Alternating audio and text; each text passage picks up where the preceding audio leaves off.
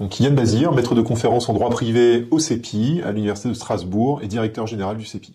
Jean-Marc Deltorne, professeur au CEPI en droit et spécialisé dans les technologies émergentes dont l'IA.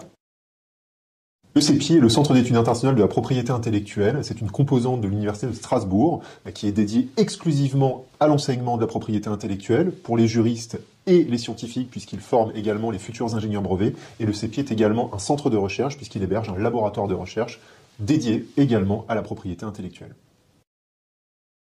Sous le terme générique d'intelligence artificielle sont aujourd'hui réunis un ensemble d'outils génératifs qui bouleversent l'univers de la création, des productions artistiques jusqu'aux inventions ou aux signes distinctifs et aux découvertes scientifiques. La propriété intellectuelle doit faire face aujourd'hui à ces changements en protégeant les créateurs au moyen de droits d'auteur, de brevets, de droits des marques, et en repensant lorsque nécessaire les conditions d'accès aux droits et la protection des titulaires à l'aune des spécificités de ces nouveaux objets techniques.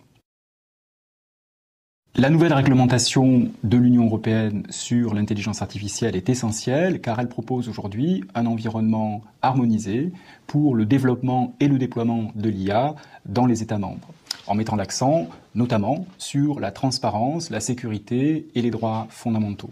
Ce cadre réglementaire est une première à l'échelle du monde et un pas en avant pour protéger les consommateurs et les entreprises et promouvoir une innovation responsable. La propriété intellectuelle ne peut pas être envisagée uniquement à travers un prisme national. C'est une matière qui est internationale du fait du caractère incorporel des objets concernés. Et donc une coopération avec le Japon est indispensable. C'est la raison pour laquelle nous avons déjà signé un accord avec l'IPRISM à Osaka. Et nous espérons pouvoir signer d'autres accords avec des partenaires japonais pour réfléchir ensemble à l'évolution de la propriété intellectuelle dans le monde, étant précisé évidemment que le Japon est un partenaire privilégié en tant que déposant très important en matière de brevets.